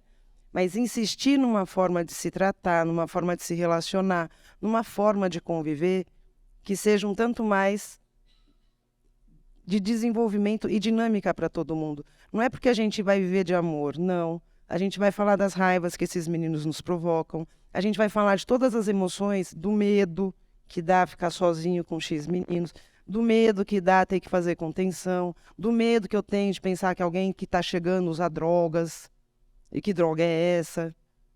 Se a gente não pôr essas questões que nos desafiam o cotidiano do abrigo, para serem tratadas nesse ambiente, faladas, né, elaboradas e redirecionadas, ressignificadas, a gente não avança. É um trabalho, essencialmente, que o Paulo estava falando, né? A gente avança e volta, mas cada vez que a gente voltar, a gente não vai voltar para o 0, a gente vai voltar para o 3 e avança mais um pouco. Se vocês pensarem, né, vocês trabalham, eu já trabalhei desse modo 12/36, que é péssimo na minha opinião, porque você trabalha 12 horas, no outro dia você fica 36 horas de cama, sem conseguir mexer um dedo, né, gente? A gente vai para a UTI quase no outro dia. Quando dá sorte, acorda no dia seguinte à noite, janta, toma banho e fala, meu Deus, tem que ir amanhã para abrir. Eu vim de Uber conversando com o moço, e eu comentando alguma coisa, eu falei, não, mas eu trabalho numa área que eu gosto. Eu tenho maior sorte de trabalhar na área que eu gosto. Eu trabalho numa área que eu gosto, é cansativa, é X, né? Mas eu gosto, porque ela é muito desafiadora e ela me põe viva e ativa na vida. Eu sou um ser humano talvez um pouco melhor, porque eu pude viver essa experiência e me desenvolver nessa experiência do contato e na relação com o outro. É esse contato e essa relação que faz a gente se desenvolver, né? E eu estou falando isso de uma maneira muito genérica, mas porque o que é o ser educador social? Eu também não sei. Eu sei o que não é, ou o que eu não quero ser dentro do ser educador social. Eu não quero ser o sujeito que vai chegar lá, dar café da manhã, almoço e janta e dar um banho. Eu não quero ser o cara que vai forçar o sujeito para a escola sabendo que ele não sabe ler e escrever. Eu não quero ser o sujeito que vai massacrar a família dele quando a família chega.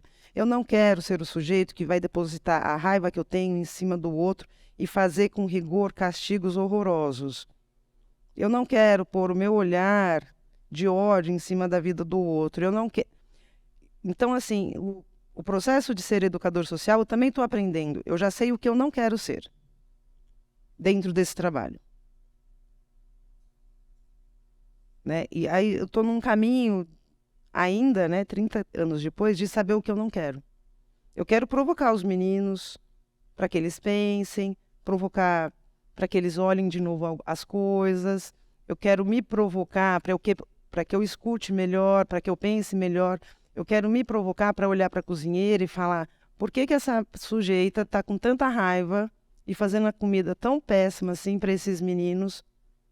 E não adianta falar, tem que fazer uma comida boa. Que relação é essa que ela tem com a comida e com esses meninos que não está rolando?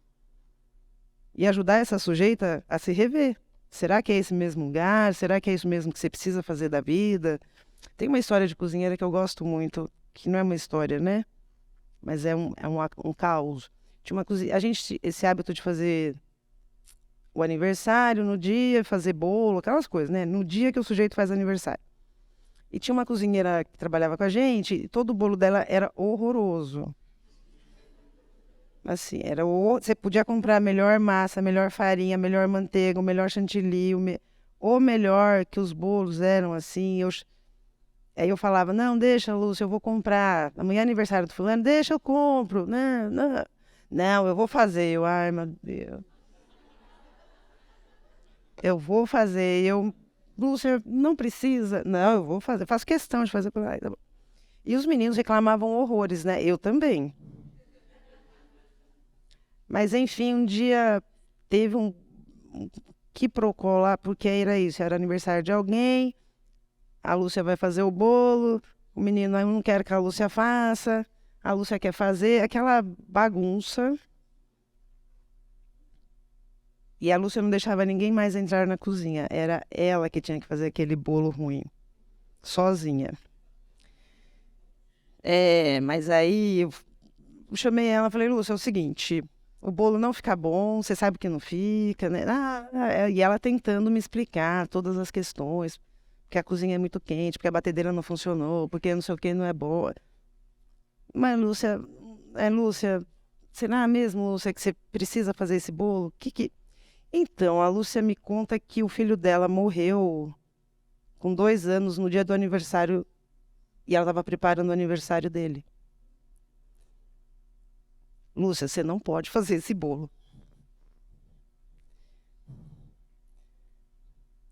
Eu estou falando isso, né, que a gente às vezes, se não vai um pouco mais avante nessas histórias,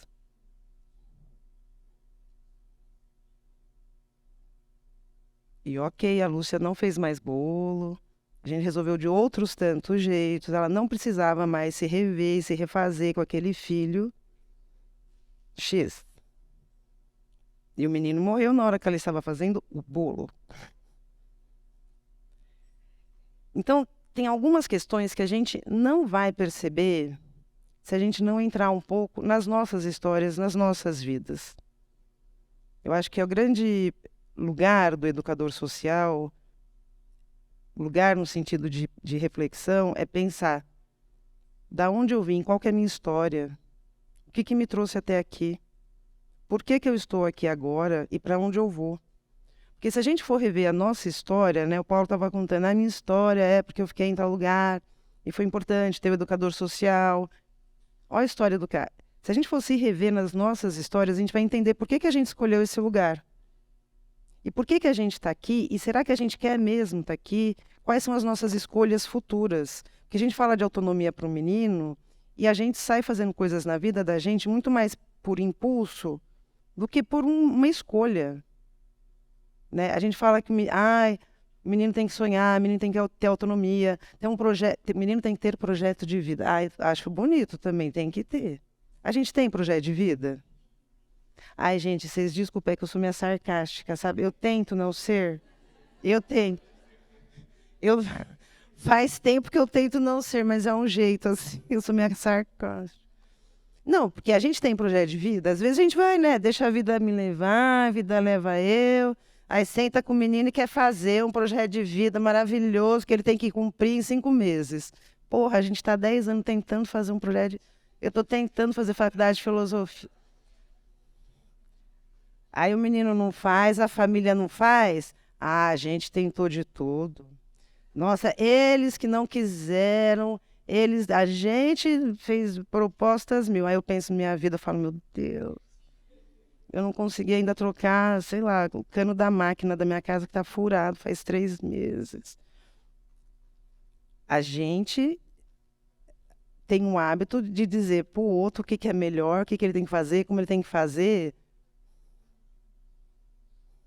E esse péssimo hábito também de ter essas classificações, não é um hábito ruim, a gente precisa estudar, não é nada disso. Mas assim, técnico resolve as questões burocráticas, técnico é o que pensa, técnico é o que sabe, técnico é o que fala com o juiz, o técnico... E o educador é o que rala, é o braçal.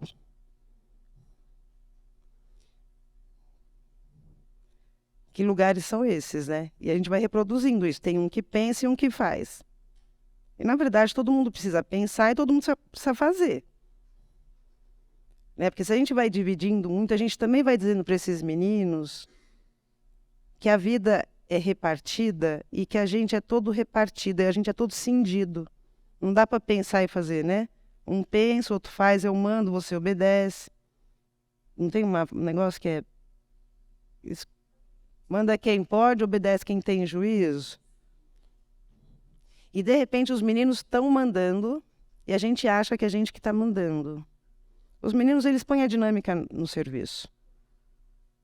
Eles colocam a dinâmica e eles não combinam nada, eles só se olham, eles sacam quem é a gente, eles não fizeram faculdade, mas, conhece todo mundo de cima e embaixo, eles sabem como é que eles podem fazer num dia, no outro dia.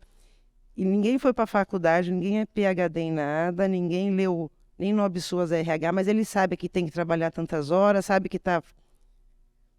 Porque eles têm uma lógica muito mais coletiva do que nós. Nós vamos repartindo conhecimentos, saberes e fazeres por categorias. Eles precisam sobreviver a nós. Então, eles são muito mais estratégicos que nós. Né? E são muito mais solidários que nós. Um grande aprendizado que eu tive nessa área é sobre a solidariedade e senso de justiça. Esses meninos são muito solidários, afetivos e têm um senso de justiça incrível. Se a gente quer saber se a gente está fazendo uma cagada ou não, é perceber o senso de justiça deles. Eles são muito justos. Porque como eles sofrem muitas injustiças, eles precisam ter esse senso de justiça muito aguçado, né? O nosso papel não é abafar todos esses conhecimentos que esses meninos já têm, mas é um tanto mais alargar as possibilidades de mundo. É a ampliação de mundo e de repertório. A nossa e a deles. Porque a gente fala de aumentar mundo de repertório e a gente não tem um projeto de vida. A gente não vai no cinema, a gente não quer viajar, a gente não quer, sei lá, conhecer coisas bobas, né? Mas que fazem parte do desenvolvimento. Como é que a gente vai ajudar o menino a sonhar, a querer, a não sei o quê, se a gente não quer pra gente? E a gente está dizendo que a gente é referência? Se a gente não faz pra gente, como é que a gente vai ser referência para o outro querer? Eu já ouvi muito assim, o menino quer ser, sei lá, advogado. Nem estuda, imagina.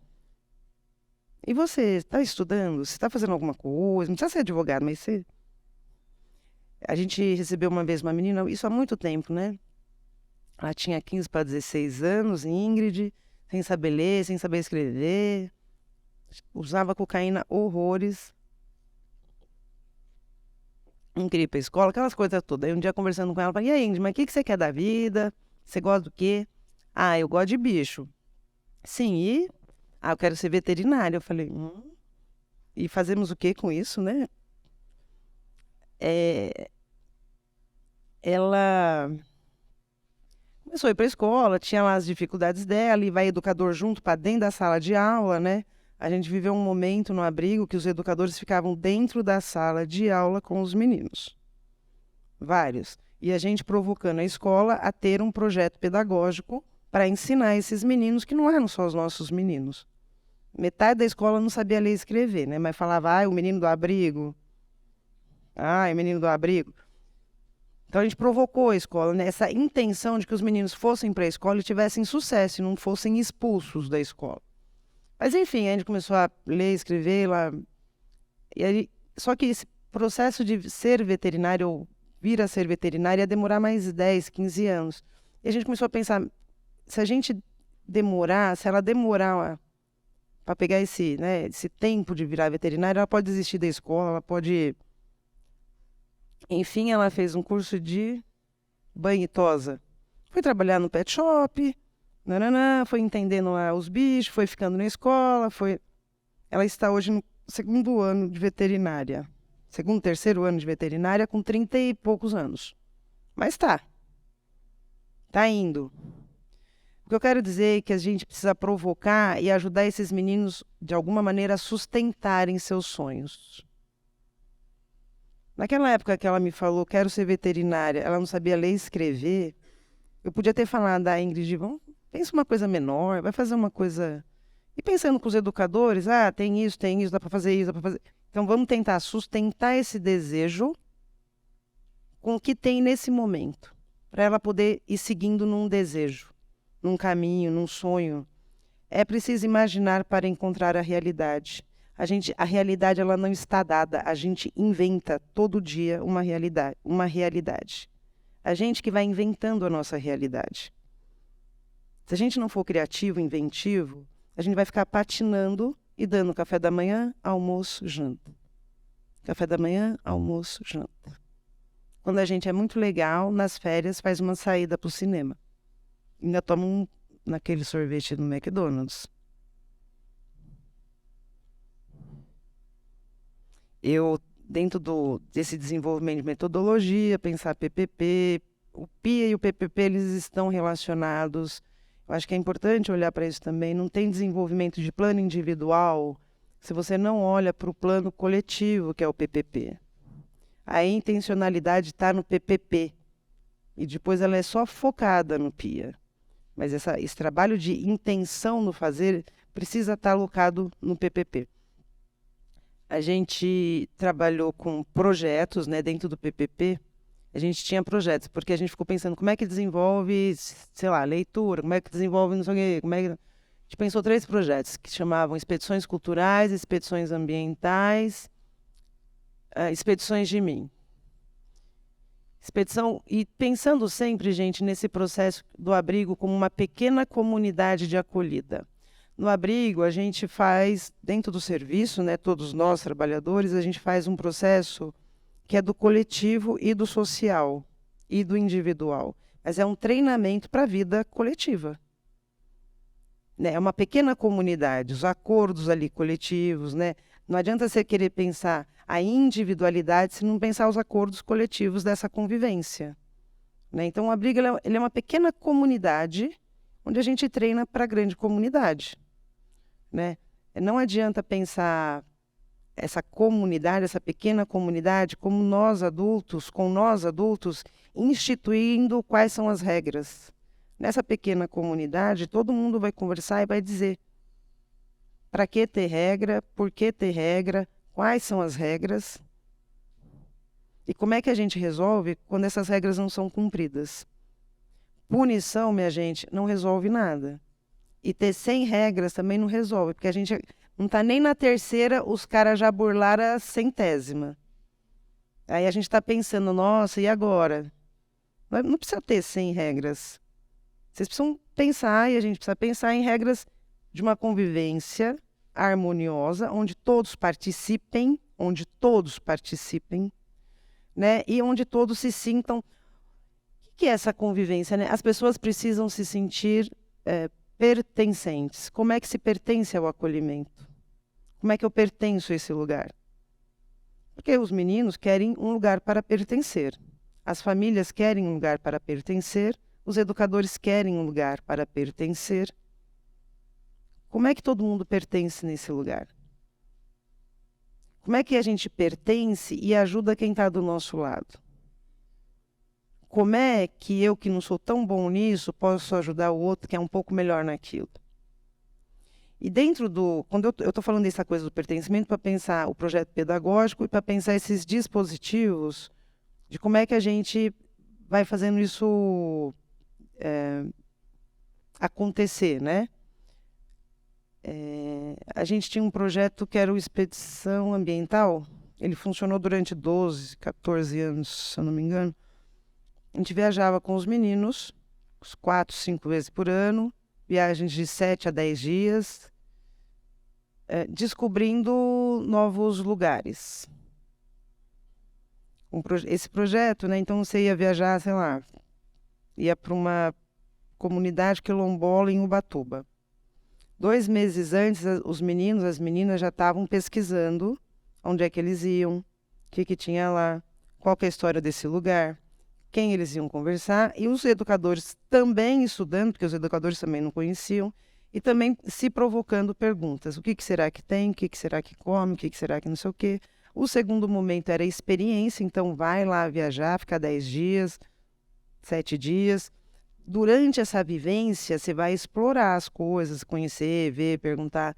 E no retorno, a gente fazia várias rodadas, que era do que foi para você, como é que você se sentiu, como é que você pensa o mundo agora, o que foi mais legal, o que foi menos legal.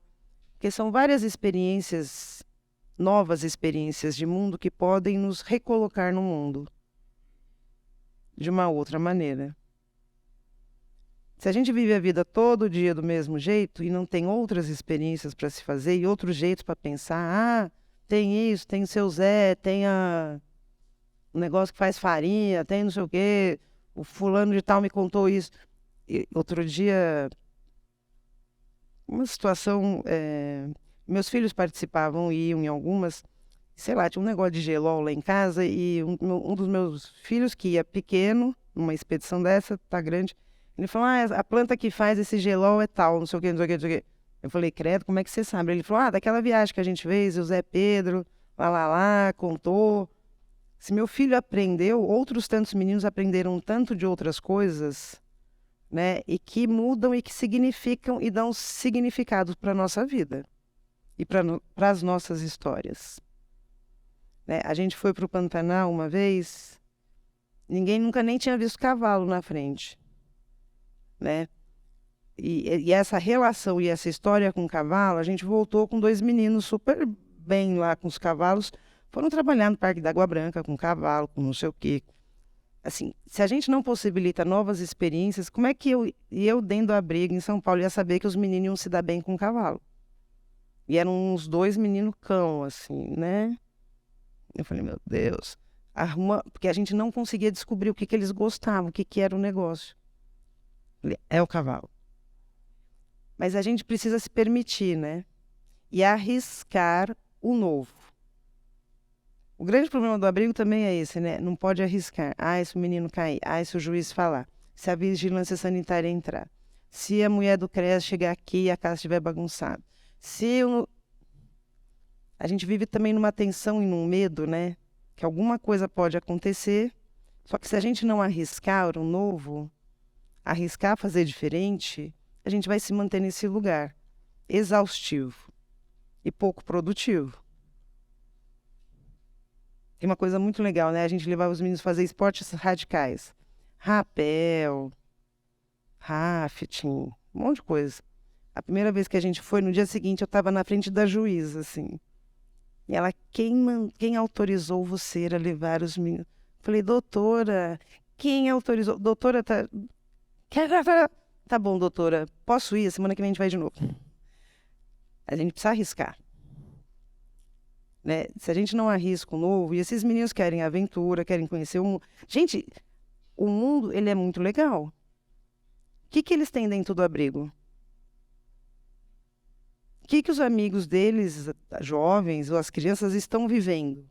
E o que a gente proporciona? É tão restrito? É tão limitado? É tão pouco? A gente precisa arriscar. E arriscar sair desse quadrado que também... mas a rede dos serviços públicos... Não, tudo bem, não tem no serviço público, vamos procurar no privado, vamos pedir parceria. O máximo que vai acontecer é, não vou fazer. Tá bom, então, a gente precisa arriscar o novo e a gente precisa arriscar a fazer o que ainda não foi feito. A partir do que a gente está percebendo ali dentro, que é necessário. Porque dentro do serviço, as demandas elas vão chegando e a gente não sabe muito o que fazer. Mas a gente precisa fazer alguma coisa. Precisa ser alguma coisa diferente e nova. Essa coisa dos esportes radicais, por exemplo, para a gente entrou porque os meninos... Os meninos, a gente tinha uma casa, era uma de 2 andares, sobrado, e os meninos estavam escalando assim, né? Escalando assim. E eu lembro de eu sentada, que tinha um banco assim no quintal, e eu sentada olhando assim. Aí passou o homem para consertar o computador, aí o homem voltou. O homem, já arrumei. Eu falei, Aí o homem olhou para cima e falou, o que foi? Né? Eu falei, não, eles estão subindo. Eu estou pensando, por que será que eles estão subindo? Tipo assim, já era o 3º dia que subia, descia, escalando pelas... Aí o cara fez assim para mim, o cara do computador. Leva eles para fazer rapel. E o rapel? Ele falou, leva para fazer rapel, não sei o quê. Eu falei, tá bom. Aí passou uns dias, a gente estava lá, pendurado na ponte do Sumaré, fazendo rapel com os meninos. E aí depois a gente conversando entre equipe, não sei o quê, essa coisa da adrenalina, do novo. Aquela casa tava um saco mesmo, né? Um monte de educador chato, né? Falando, senta, levanta, come, almoça, toma banho, limpa o pé, lava a roupa. E eles foram fazer rapel num dia, nessa noite que depois a juíza me chamou. E foi assim, um boom na casa. Você não tinha mais ninguém pendurando lá pelas paredes, não tinha ninguém mais xingando educador. Durou poucos dias, mas eles começaram a pensar outras coisas. Mas começaram a pensar, tem rapel, tem não sei o quê, e vamos partir para a próxima. E pensar nessa coisa da adrenalina e dessa coisa de viver, né, um novo, assim, nossa, o que mais que tem? O que tem na... E quanto é chato, né? Se a gente gosta, por que eles não vão gostar? E estão numa fase, gente, que eles têm muito mais energia que a gente. E a energia precisa... E só futebol não dá conta, só levar na quadrinha do lado do abrigo não dá conta, né? Só dividir bicicleta com 10 também não dá conta. Gente, a gente precisa avançar.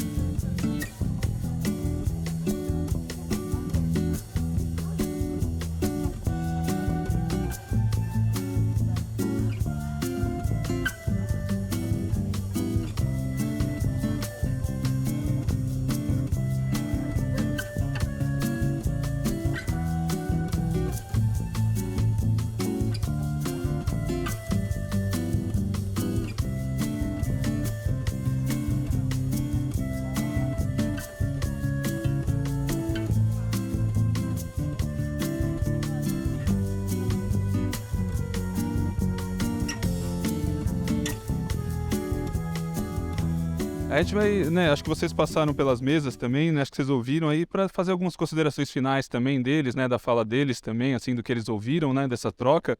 Acho que foi bem rico, né, para vocês poderem trocar, também conversarem, se conhecerem, né, da rede em geral. Mas acho que como a gente circulou, principalmente eles, assim, algumas, né, palavras para eles nesses minutos finais. Assim.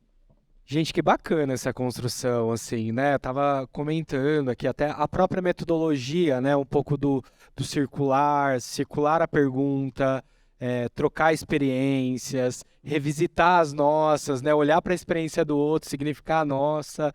Eu acho que essa construção coletiva, né? Quando essa relação de uma busca educadora, né?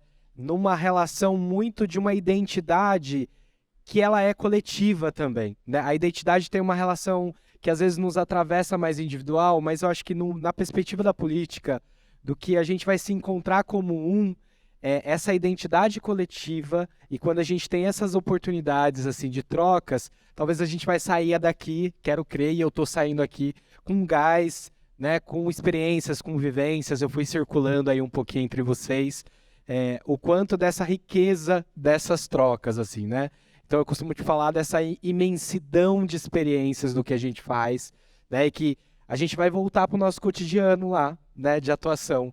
E o quanto é rico também, às vezes, a gente parar e fazer o exercício que a gente fez hoje, assim, né? Acho que até particularmente eu venho de uma experiência, saio de Campinas, venho para cá, conhecer vocês de forma muito pontual nesse momento, mas o quanto eu também vou carregar dessa experiência aqui para lá, né? E eu acho que esse mesmo exercício que vocês aqui estiveram, que possa levar essa energia, essa sintonia, essa conexão para os demais trabalhadores do serviço onde a gente atua, né? Eu acho que é trazer essa conexão, né, desse lugar, dessa formação, para reverberar nas pessoas e principalmente até dos usuários, né? Quando a gente está pensando PIA, né? Acho muito interessante a gente pensar na coletividade, o quanto também essa construção do PIA é também do adolescente, é da criança, como é que esse adolescente, essa criança participa desse rolê que a gente está fazendo, né? Então, acho que essa junção dessas coisas que vão nos conectando. Então, antes de mais nada, também agradecer pela possibilidade, pela oportunidade, por essas vivências, pelas trocas de vocês, né? Espero, desejo bons frutos para o trabalho cotidiano que é desafiador, né? Um dos grupos estava trazendo isso. E a gente se conecta de outras formas, depois tem os meus contatos, outras relações aí de se encontrar na vida com outras possibilidades. Então, muito obrigado aí pelo encontro de hoje, tá bom?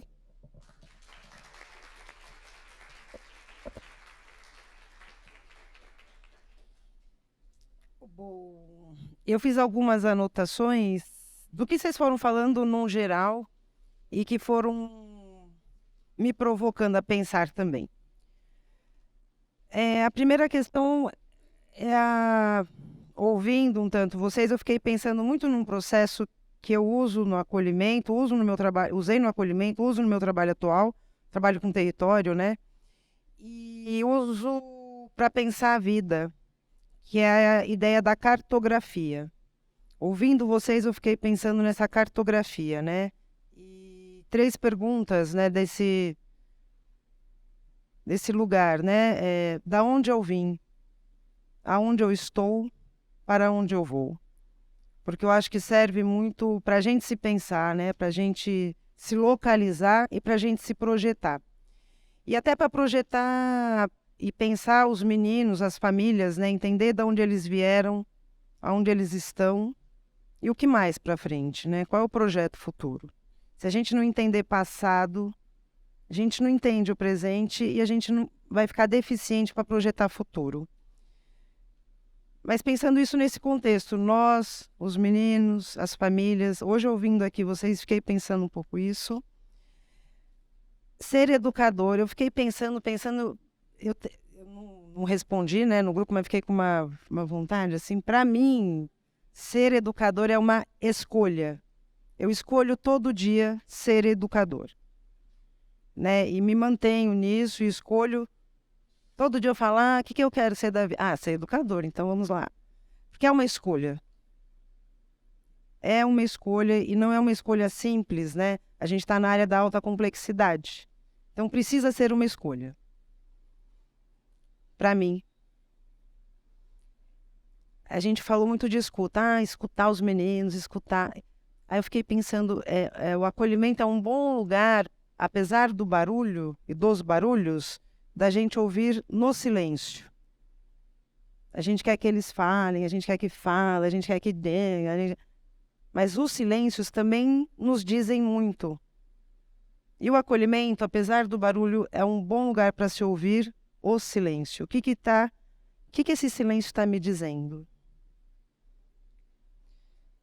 A outra coisa que eu fiquei pensando é que a gente é bom e os meninos já chegam com um boletim de ocorrência quase das dificuldades deles e das famílias. Não deu conta disso, não faz aquilo, não vai para a escola, não sabe, não adere, não sabe. E como que a gente mapeia as qualidades?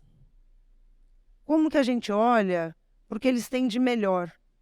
O que eles têm de dificuldade, a gente já sabe de cor e salteado. Tem uma rede inteira contando para a gente. Agora, como que a gente clareia, põe luz no que eles têm de qualidade. Gente, eles estão resistindo, existindo, se inventando há muito tempo, antes da gente chegar na vida deles. Então, eles têm muitas qualidades. Quais são e como é que a gente põe isso a serviço nosso, para nós aprendermos, a serviço deles, para eles perceberem, porque a gente também só olha as dificuldades e a gente o tempo inteiro diz para ele o que ele não consegue e o que ele não sabe. Ah, você não sabe fazer isso. Ah, a família não aderiu naquilo. Ah, a família não consegue, não sei o quê. E o que eles têm de qualidade que a gente pode lançar de volta e falar, você é muito bom nisso. Você consegue... uma historinha curta, a gente tinha um menino que não sabia ler e escrever, né, para variar, Renato, 16, 17 anos, não sabia, mó BO para pôr ele na escola, enfim. Mas ele era o cara que sabia andar São Paulo inteiro, ele conhecia São Paulo inteiro, andava de ônibus. Então, todo lugar que precisava ir longe, chama o Renato. Ele sabe onde passa o ônibus tal, onde para, como é que faz, onde é que desce. Ele não sabia ler nada, mas ele conhecia São Paulo inteiro, porque como ele ficava pedindo num monte de lugar, farol, não sei o quê, a gente começou a falar, então o Renato é a melhor pessoa. Tem que fazer roteiro, chama o Renato. Tem que fazer não sei o quê, chama o Renato. E pondo ele a serviço do que ele tinha de melhor, na qualidade dele, né? Porque ficar falando, Renato, você não serve porque você não sabe ler e escrever. Não, Renatão, você serve. Vem aqui ajudar a gente a fazer esse roteiro.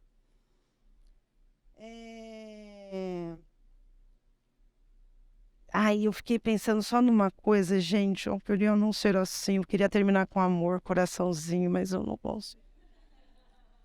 É o quanto que o sistema SUS, SUAS, né, e o quanto que o quanto que as instituições foram entrando num padrão de empresas. Pequenas empresas, grandes negócios. A gente não tem uma empresa, inclusive a gente está numa área muito delicada, a gente não tem cases de sucesso. Não adianta querer ficar arrumando menino para ser case de sucesso, né, ou arrumar situações.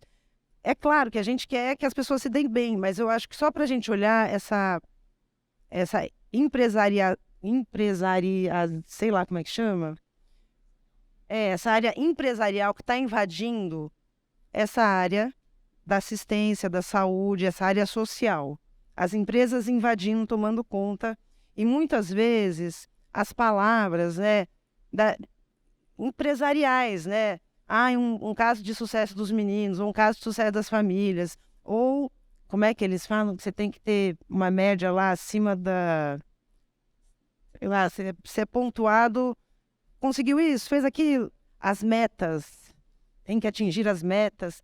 É um sistema muito empresarial. E a gente lida com humanos, né?